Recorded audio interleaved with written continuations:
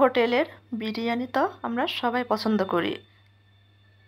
সেই বিরিয়ানি যদি আমরা বাসায় রান্না করতে পারি কম মশলায়, তাও আবার ঝামেলাহীনভাবে রাইস কুকারে, তাহলে কেমন হয় বলেন তো? আসসালামু আলাইকুম বন্ধুরা, কেমন আছেন আপনারা সবাই? আশা করছি সবাই অনেক বেশি ভালো আছেন। সবাইকে আবারও একবার আমন্ত্রণ করছি আর লাইফস্টাইলের আরেকটি নতুন ভিডিও দেখার জন্য। আজকে আরেকটা নতুন রেসিপি নিয়ে আপনাদের মাঝে হাজির হয়েছি। আশা করছি আজকের ভিডিওটা আপনাদের ভালো লাগবে। আজকে আমি কোনো রকম ঝামেলা ছাড়াই কম মশলায় রাইস কুকারে হোটেলের মতো পারফেক্ট চিকেন বিরিয়ানি রান্না করে দেখাবো।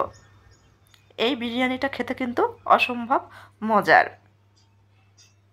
চাইলে যে কেউ ঝটপট তৈরি করে নিতে পারবেন। তো চলেন দেখে চিকেন বিরিয়ানি রান্নার পুরো প্রস্তুত প্রণালী আপনাদের মাঝে শেয়ার করি। এখানে আমি রাইস কুকার প্রথমে গরম করে নিয়েছি। ভালোভাবে গরম হয়ে গেলে পরিমাণ মতো তেল দিয়ে দিব। তেলটা গরম হয়ে আসলে এখানে 3টা পেঁয়াজ কুচি আর কয়েকটা কাঁচামরিচ ফালি দিয়ে দিব। পেঁয়াজ মরিচটা আমি নরম করে ভেজে নিব। পেঁয়াজটা যখন নরম হয়ে আসবে তখন এর মধ্যে আমি অন্যান্য মশলা ব্যবহার করব। অন্যান্য মশলা বলতে এখানে আমি বিরিয়ানির যে মশলাটা থাকে সেখান থেকে অর্ধেক মশলাটা ব্যবহার করব, সঙ্গে স্বাদমতো লবণ আর অফ ক্যামেরাতে আদা রসুন বাটা।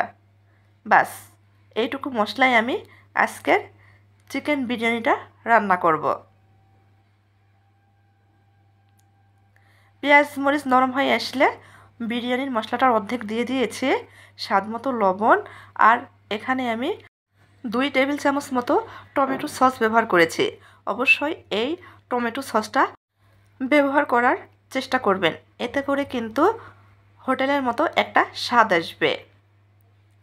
খুব ভালোভাবে মশলাটা কষিয়ে নিয়েছি। অফ ক্যামেরাতে আমি আদা রসুন বাটা ব্যবহার করেছি, যেটা স্কিপ হয়ে গেছে। আর হ্যাঁ,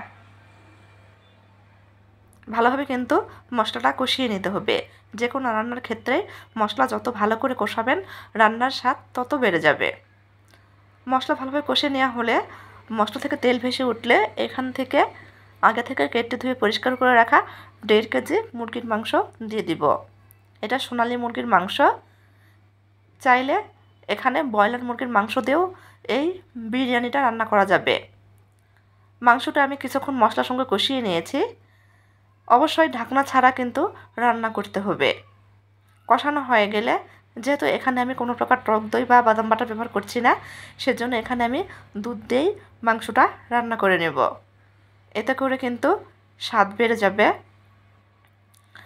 3টা সেদ্ধ ডিম আমি মুরগির মাংসর সঙ্গে দিয়ে কষিয়ে নিয়েছি। অপর চুলায় আমি আলু একটু ফুড কালার দিয়ে ভেজে নিচ্ছি। আলুটা এখন ব্যবহার করছি না। এই যে মাংসর পানিটা শুকিয়ে এসেছে, যখন তেল ভেসে উঠেছে ঠিক এ পর্যায়ে ভেজে রাখা আলুগুলো দিয়ে দিব। নেড়ে চেড়ে কিছুক্ষণ কষিয়ে নেব। কষানো হয়ে গেলে আমি ডিমগুলো উঠিয়ে রাখছি, কেননা ডিমগুলো ভেঙে যাচ্ছে। ডিমগুলো উঠিয়ে নিয়ে আরও মিনিট খানেক মতো কষিয়ে নিয়েছি আলু সহ। মাংসটা কষানো হয়ে গেলে নামিয়ে নেব। আরেকটি রাইস কুকারের পট বসিয়ে দিয়েছি। গরম হয়ে গেলে এখানে পরিমাণ মতো তেল দিয়েছি আর 1 চামচ ঘি দিয়ে দিচ্ছি সুন্দর ফ্লেভারের জন্য। একটা পেঁয়াজ কুচি, 3 থেকে 4টা কাঁচামরিচ ফালি দিয়ে পেঁয়াজটা কিছুক্ষণ ভেজে নেব। পেঁয়াজটা যখন নরম হয়ে আসবে ঠিক এ পর্যায়ে আমি 1/2 চামচ গোটা জিরা ব্যবহার করব। চাইলে জিরাটা বাদ দেওয়া যাবে, তবে জিরাটা দিলে ফ্লেভারটা ভালো আসে। জিরা সহ কিছুক্ষণ ভেজে নেব, তবে একেবারে ভেজে লাল করে ফেলা যাবে না। এ পর্যায়ে আগে থেকে 3 কাপ চাল আমি ভালোভাবে ধুয়ে পানি ঝরিয়ে রেখেছিলাম দিয়ে দিব। নেড়েচেড়ে মিশিয়ে নেব। মিশানো হয়ে গেলে চাল অনুযায়ী স্বাদ মতো লবণ দিয়ে দিব। এখানে আমি আদা রসুন বাটা ব্যবহার করব না, চাইলে একটু আদা রসুন বাটা দিয়ে নিতে পারেন। নেড়েচেড়ে মিশিয়ে নিচ্ছি, কিছুক্ষণ ভেজে নিব। কিছুক্ষণ ভেজে নেওয়া হলে এখানে হাফ মুঠো কিশমিশ আর 5 থেকে 6টা আলু বোখরা দিয়ে দিব, দিয়ে কিছুক্ষণ ভেজে নিব। এত কম মশলা ব্যবহার করেও হোটেলের মতো স্বাদ পাবেন এই বিরিয়ানির। আমি কথা দিচ্ছি, আজকের ভিডিওটা দেখে আপনি ঘরেই এভাবে ঝটপট বিরিয়ানি রান্না করতে পারবেন, তাও আবার হোটেলের স্বাদে, রাইস কুকারে। একদম ঝামেলাহীনভাবে এই বিরিয়ানি রান্না করে নেওয়া যাবে। চালটা ভেজে নিয়েছি। ভাজা হয়ে গেলে যে পরিমাণ চাল আছে তার ডাবল পানি, ফুটন্ত গরম পানি দিয়ে দিচ্ছি। ঢাকনা দিয়ে ঢেকে দিয়েছি। পানিটা শুকিয়ে এসেছে। ঠিক এ পর্যায়ে রান্না করে রাখা মাংসটা দিয়ে দিব। নেড়েচেড়ে মিশিয়ে নিচ্ছি। যে পানিটা আছে সেটাও টেনে যাবে। মিশানো হয়ে গেলে অফ ক্যামেরাতে আবার ঢাকনা দিয়েছিলাম, যে পানিটা দিয়েছিলাম সেটাও শুকিয়ে এসেছে। এ পর্যায়ে আমি দমে দিয়ে দিব। সেজন্য এখানে আমি আবারও 1.5 চামচ মতো ঘি দিয়ে দিচ্ছি। উপর থেকে 1.5 টেবিল চামচ কেওড়া জল, যে ডিমটা আমি রান্না করে রেখেছিলাম দিয়ে দিচ্ছি। 3টা কাঁচামরিচ দিচ্ছি সুন্দর ফ্লেভারের জন্য। ঢাকনাতে ঢেকে 10 মিনিটের জন্য রেস্টে রেখে দিয়েছি। 10 মিনিট পর দেখে দিচ্ছি, দেখেন বিরিয়ানিটা কতটা ঝরঝরে হয়েছে।